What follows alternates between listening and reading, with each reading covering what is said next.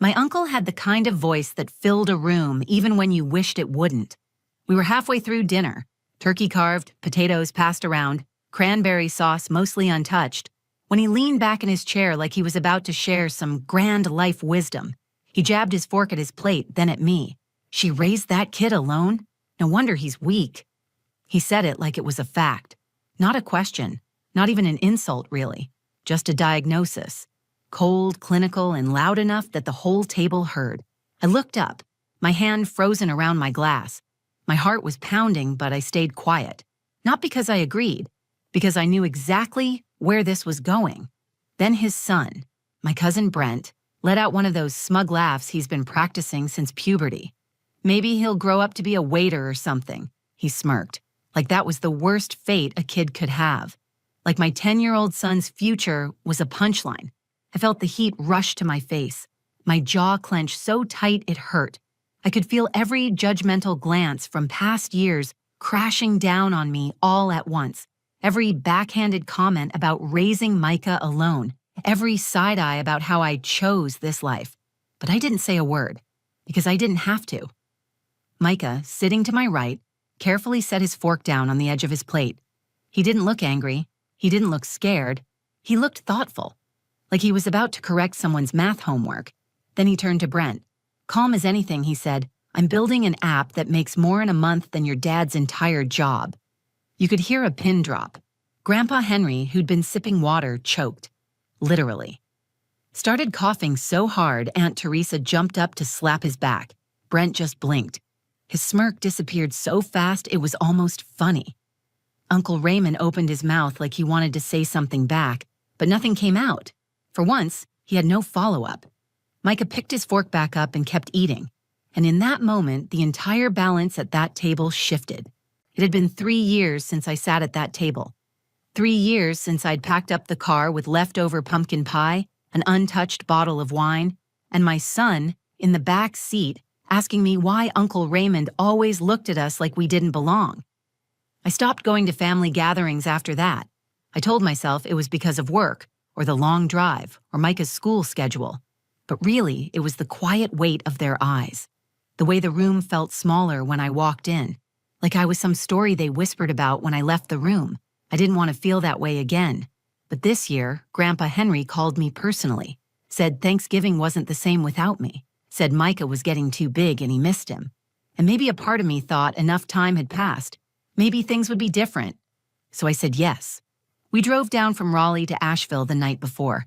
I played old Motown tracks in the car while Micah sat next to me with his laptop open, typing code into a project I barely understood. At 10 years old, he already had a confidence in him I hadn't had at 25. He asked questions like, "Do you think I should scale the back end now or wait for more traffic?" And I just nodded and told him to trust his instincts. He's always been different, quiet but sharp. The kind of kid who listens more than he talks, but when he talks, people stop to listen. He was born during the coldest winter I can remember. His father left before Micah turned 2. No fight, no yelling. Just one morning, the sound of drawers opening and a note on the counter that said, "I'm not cut out for this." I remember sitting on the kitchen floor with a bottle of formula in my hand and Micah crying in his crib. I remember thinking, I have to be strong because no one else is coming. And I was. I learned code during his naps. I worked overnight gigs fixing broken websites. I built my freelance business from scratch. I held us together when nothing else did. But none of that mattered to my uncle. To him, I was a failed daughter, a failed woman, a mother who couldn't keep a man. He never said it directly, but he didn't have to. It was in the way he said my name with that tired sigh. The way he asked, "Still doing that computer thing?" Like I was still playing on a hobby blog instead of running a 6-figure tech business from home. And Brent, his son, was the golden boy, quarterback in high school, now a freshman at some out-of-state university, full of borrowed confidence and barely hidden disdain. He looked at Micah like he was a stray cat someone brought inside. The last time we were all in the same room, Brent told Micah that real kids don't play on laptops, they play football. Micah didn't say anything then either. He just turned away and kept reading. So walking back into that house for Thanksgiving was like stepping onto a familiar battlefield, one where the rules never changed. The living room still smelled like lemon polish and old wood. The same family portraits lined the wall, except now there was a new one of Brent in a graduation cap taking center stage on the mantel. Grandpa Henry greeted us at the door with a hug that lasted too long. He smelled like old spice and pipe tobacco, and when he saw Micah, his eyes lit up like it was Christmas morning. "You've grown a whole foot," he said. Micah smiled politely and said, "Almost exactly 4 inches." Dinner was already being laid out. Aunt Teresa waved me toward the kitchen to help, but I knew what that meant, chopping onions while she asked pointed questions about my love life. I declined with a tight smile and guided Micah to the dining table instead. He sat down next to me, pulled out his tablet, and tapped away while the rest of the family shuffled in with steaming platters and too loud conversation. Uncle Raymond arrived last. He wore the same blazer he wore to every holiday and a belt with his name engraved on the buckle. Brent followed behind him, phone in hand, typing furiously like someone important. They barely looked at us as they sat down across the table. As we passed the food around, the small talk started. Aunt Teresa talked about her garden. Brent bragged about his midterms. Raymond made a joke about participation trophies, then chuckled at his own punchline. I sat there smiling, nodding, answering politely, but I could feel it, that same slow crawl of tension under my skin. Micah was quiet, focused on his plate. I could tell he was uncomfortable. He doesn't like loud rooms. He doesn't like being interrupted, but he was trying, for me. I took a sip of water, forced myself to smile again, and reminded myself why I came. I came because I wanted them to see Micah for who he really is. I came because I thought maybe, just maybe, this time would be different. But I was wrong, and everything was about to prove it. The first half of dinner was quiet, but not in a peaceful way. It was the kind of silence that's heavy with history, packed with years of things unsaid. Plates clinked, forks scraped. Conversations floated around the table like leaves blown in random directions. I focused on Micah. He sat straight, napkin in his lap, carefully portioning his plate the way he always did. Small bites, each item spaced apart like pieces on a chessboard.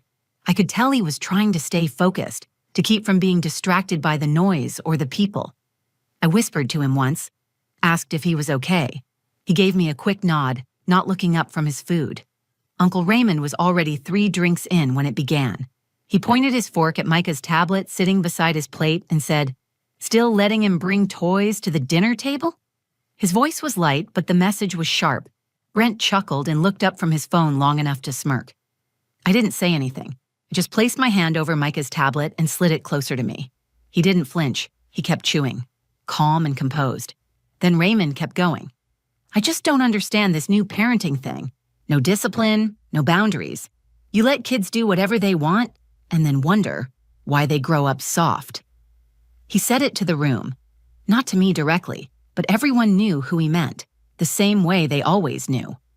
Aunt Teresa cleared her throat and changed the subject to cranberry sauce, but the air had already shifted. Brent jumped in next. "I had this professor," he said, "who said that kids without a strong male figure are way more likely to fail, like statistically. Dropout, depression, bad social skills. Makes sense, right? You need a real role model." He looked right at me when he said it. I felt my chest tighten. I took a sip of water and placed my hand on Micah's shoulder. He didn't look up. He didn't react. But I knew he heard it. Then Raymond leaned back in his chair and said it. "She raised that kid alone? No wonder he's weak." My breath caught. My fork hovered over my plate, suddenly heavy in my hand. I looked around the table. No one said anything. No one told him to stop. They just sat there, eyes glued to their food, as if silence made it less cruel. And just when I thought it couldn't cut any deeper, Brent added, "Maybe he'll grow up to be a waiter or something, or like manage a GameStop." He laughed, not even a nervous laugh. It was a full, smug chuckle, like he was proud of it. My hands shook under the table. Every part of me wanted to speak up, to slam my hand down and scream that they didn't know us, that they didn't get to talk about my son like that. But something stopped me. Maybe it was the years of biting my tongue. Maybe it was fear. Or maybe it was the quiet strength I saw in Micah's face as he calmly set down his fork. He didn't look at me. He looked straight at Brent. His voice was low, steady, and completely unfazed. "I'm building an app," he said, that helps kids track their chores and goals. It has over 20,000 users and made more last month than your dad's job pays in a year." The room fell dead silent. Brent blinked like he hadn't heard him right. Raymond opened his mouth, but no sound came out. Aunt Teresa froze with her spoon halfway to her mouth. Even Grandpa Henry sat back in his chair and stared at Micah like he was seeing him for the first time. I watched my son as he picked his fork back up and continued eating like nothing happened. Like he hadn't just flipped the entire room on its head. He wasn't angry. He wasn't smug. He was just telling the truth. Plain and simple. And that was the moment it all shifted. Because what do you say to a 10-year-old who builds something real while you sit back and judge him? What comeback do you have when the kid you called weak proves he's stronger, smarter, and more grounded than most adults in the room? Raymond looked down at his plate. Brent stared at his hands. The conversation slowly resumed, but the energy had changed. The air was thick with embarrassment, maybe even a little shame.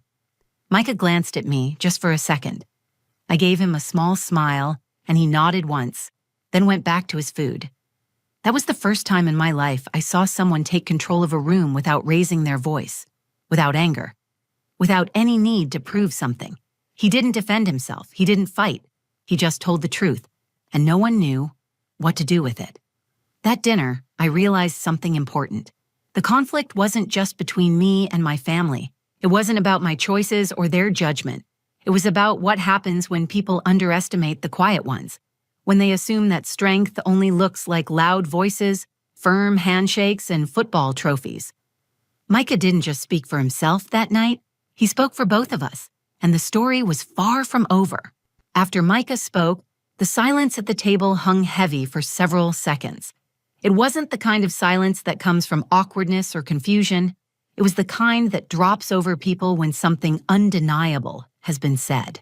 Something so clear, so true, that no one knows how to respond without admitting they were wrong. Brent shifted in his seat. His smirk was gone. He poked at the stuffing on his plate but didn't look up. Raymond didn't speak again for the rest of the meal, but it wasn't over for me, not really, because as proud as I was of Micah, so proud it burned through my chest, I couldn't stop thinking about what had almost happened. I had come dangerously close to staying silent while my son was humiliated.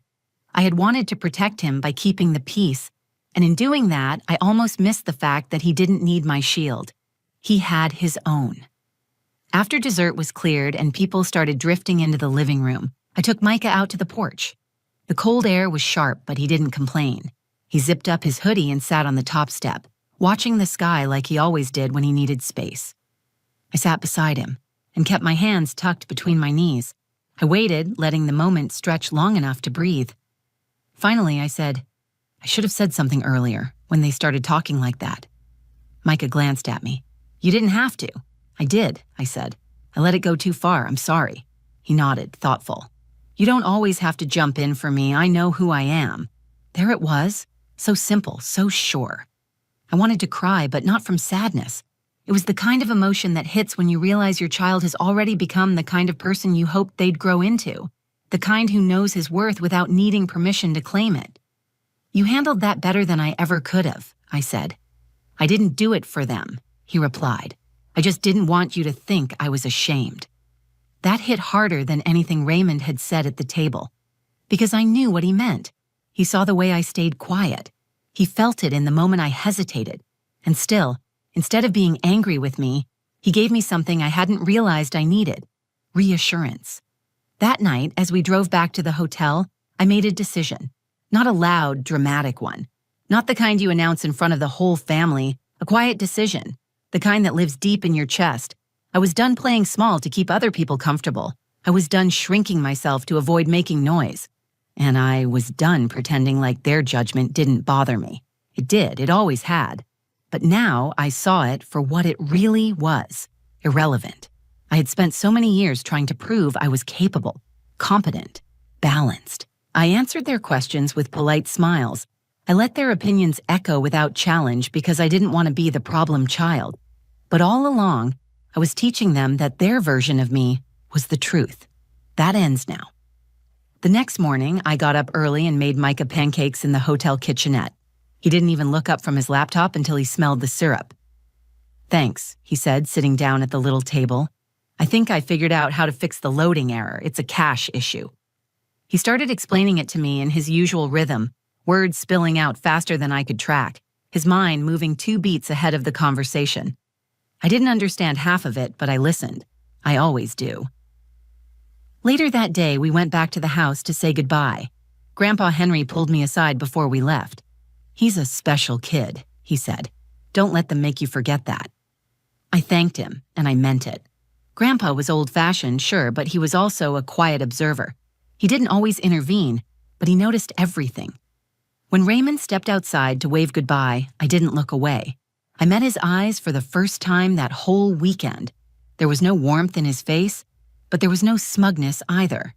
He looked tired. Brent didn't speak. He stood by the car with his hands in his pockets, eyes on the ground.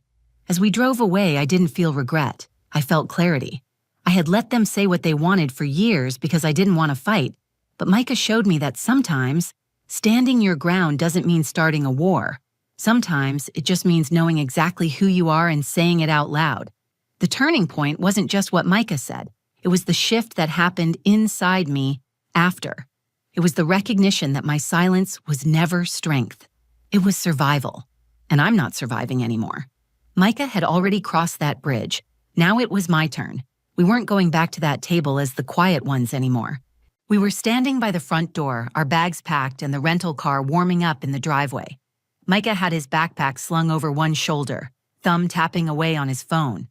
I was helping Aunt Teresa put away a few stray dessert plates when Grandpa Henry called everyone back into the dining room. "Just 5 minutes," he said, holding up a hand, "before y'all take off." We followed him, curious. The table was cleared now, glasses rinsed, chairs slightly askew from the shuffle of post-meal cleanup. Everyone gathered slowly. Brent slouched against the wall, Uncle Raymond folded his arms, and Aunt Teresa leaned against the doorframe with her usual tight smile. Grandpa cleared his throat and looked directly at Micah. "Kid," he said, "you said something yesterday. Caught us all off guard." Micah stood still, eyebrows raised slightly. Grandpa chuckled. "I almost choked to death. I won't lie to you, but I haven't stopped thinking about it." The room shifted. Eyes moved toward Micah again, but this time they weren't watching to ridicule him. They were listening, for once. Grandpa motioned to the end of the table where Micah had sat the day before. "Come here for a second. Tell us about this app you're building." Micah looked at me, and I nodded. He stepped forward, calm as ever, his voice clear. "It's called Goal Grid. It helps kids manage their routines. Chores, homework, anything they want to track. Every completed task earns them points. They can set rewards like screen time or treats based on their family rules." Brent smirked. "So it's like a chore chart?" Micah didn't miss a beat. "Kind of, but smarter. It connects to a parent dashboard, has built-in progress graphs, and uses basic machine learning to adjust goals based on performance. It also has weekly reminders and educational videos. We just released version 2.0. I'm working with a friend to translate it into Spanish next." No one interrupted him this time. Uncle Raymond shifted in his seat. "And you said it's making money?" Micah nodded. "Last month, it brought in about $18,000 in subscription revenue and in-app purchases. We've been in the App Store's top 100 for our category since October silence." Aunt Teresa blinked hard. Brent's jaw twitched. Even Grandpa took a second to let that number settle. Raymond's voice came quieter this time. "How is that possible?" Micah shrugged. "I built the first version with my mom's help. She used to teach me how to debug errors when I was 7. I run the front end and manage support tickets. We outsource customer service now. She helps with finance and legal stuff." I hadn't said a word up until now. I didn't need to. Micah's voice was strong enough for both of us. Grandpa looked at me, then back at Micah. "So you two built this together?" Micah smiled. "She taught me everything she knew until I knew more than that. Now we learn together." The pride hit me hard and fast. My chest ached in the best way. I hadn't expected to be spoken about like that. Not by my own son, not in front of the very people who had made me feel so small for so long. Raymond looked down at his hands. Brent rubbed the back of his neck. There was nothing else to say, but Grandpa said it anyway. "Well," he said, standing up slowly, "that boy's got more brains than this whole damn table combined. including mine. I don't care what anyone says. He's going to change the world. Micah didn't gloat. He didn't puff out his chest or throw a smirk toward Brent. He just nodded once and said, "Thank you." Then, without missing a beat, he added, "I already submitted the app for an education grant. If we get it, I want to start a version for kids in underfunded schools who don't have structure at home." A long pause followed, a different kind of silence this time, the kind that comes from people realizing they were wrong, and not just wrong, but small-minded, judgmental, outdated. Raymond muttered something under his breath and stood up. He walked toward the kitchen, not looking at anyone. Brent followed a few seconds later, his face unreadable. As Micah grabbed his bag and headed toward the door, Grandpa called out one more time, "Hey, Leah." I turned back. "You did good." I smiled, the kind that starts slow but settles into your whole face. I didn't reply. I didn't need to. His words weren't loud, but they carried everything I had waited years to hear. Micah and I got in the car. As we pulled out of the driveway, I looked in the rearview mirror and caught Grandpa standing on the porch, one hand raised in a slow wave. Micah opened his laptop again before we hit the highway. He leaned back in his seat, eyes scanning lines of code like it was nothing. "You okay?" I asked. He glanced at me. "I'm better than okay." So was I. For the first time in a long time, I didn't feel like I had anything to prove, not to them, not to anyone, because the truth had already spoken. And this time, it wasn't coming from me. It was coming from the boy they thought would never matter. And he said everything they needed to hear. The drive back home was quiet in the best way. Micah fell asleep somewhere around Hickory, his head tilted against the window, laptop closed on his lap. The early evening light poured across the dashboard, warm and golden. I kept one hand on the wheel and the other gently resting near his. For a long time, I didn't turn on any music. I didn't want to break the silence. I wanted to sit in it. I wanted to feel what peace finally felt like. Because for years, I had mistaken silence for peace.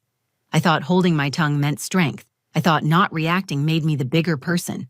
I told myself that staying quiet meant keeping things calm, that it protected Micah from conflict. But the truth was, silence wasn't strength. It was survival. I learned to shrink myself in rooms where I didn't feel seen. I built armor out of politeness and endurance, not confidence. But Micah had never learned to shrink. He didn't explode. He didn't posture. He didn't raise his voice. He just told the truth with the kind of clarity most adults spend a lifetime searching for. He didn't ask for permission to be brilliant. He didn't flinch when they tried to reduce him. He corrected the record without losing control. And in doing that, he gave me something I didn't realize I had been waiting for. Permission to stop defending myself. By the time we pulled into our driveway, I felt a weight I hadn't known I was carrying finally slide off my shoulders. The house looked exactly the same as we left it. Clean porch, sagging swing, the solar lights flickering to life one by one. But something in me had shifted. I didn't feel alone anymore, because I wasn't the only one standing quietly in those rooms. Micah had been right there beside me all along, watching, listening, learning. And now, I saw clearly what I had built, not just in my career or in our home, but in him. He was the proof. I tucked him into bed that night, brushing his hair back from his forehead like I used to when he was little. He stirred slightly, then opened his eyes. "You okay?" he whispered. "Yeah," I said. "I'm more than okay." He nodded, already drifting again. "You didn't have to say anything back there. I knew you were proud of me." I sat on the edge of his bed and held his hand just for a moment. "I am proud of you, not just for the app, for who you are." He smiled with his eyes closed. "Thanks, Mom." And that was it. No dramatic speech, no lingering moment, just a quiet understanding passed between us. The next morning, I opened my laptop and stared at the desktop for a while. I thought about all the moments I let people define me, the times I brushed off their comments with nervous laughter, the years I stayed small to keep things easy. Then I opened a new document and started writing again. Not code this time, just words. I wrote about being a single mother. I wrote about raising a son who taught me how to be brave in ways I had never imagined. I wrote about every Thanksgiving where I swallowed my voice and how this year my son found his. I didn't post it anywhere. I didn't need the likes. I just wanted it out of me. Later that week, Micah got an email about the grant application. He got it. Full funding. Enough to hire a part-time developer and start a pilot version of Goal Grid for underserved schools. I watched him reread the email twice, then turned to me with a smile that stretched across his whole face. "Can we do it, Mom?" he asked. "Can we actually make this work?" "Yes," I said, "we already are." Since then, things haven't magically changed. Uncle Raymond hasn't reached out. Brent didn't follow up. But I don't need them to. They're not part of the future we're building. They were never the audience we needed to impress. The real win wasn't about silencing them. It was about showing Micah that he never needed their approval, that his value was never up for discussion, that our story could exist without anyone else's permission. People talk a lot about breaking cycles, but what they don't tell you is that sometimes the cycle doesn't break with a bang. Sometimes it ends in a 10-year-old boy quietly putting down his fork and saying what needs to be said. Sometimes it ends when a mother decides she no longer owes anyone an explanation. This Thanksgiving, Micah gave me more than just pride. He gave me my voice back, and this time I'm not giving it away. I'm giving. Thank you for listening to our story. If you're a parent doing your best or someone who's ever been underestimated, I hope this reminded you of something important. Your worth isn't measured by someone else's opinion. You don't need to prove yourself to people who never saw you clearly in the first place. The truth always finds its voice, and sometimes it speaks through the people we raise. If this story meant something to you, please take a second to like the video, share it with someone who needs to hear it, and leave a comment, especially if you've ever experienced something like this. I read every single one. And if you want more stories about family, resilience, and finding your voice, don't forget to subscribe to the channel. There's more to come, and I'd love to have you here for it. Take care of yourself, and if no one's told you lately, you're doing better than you think.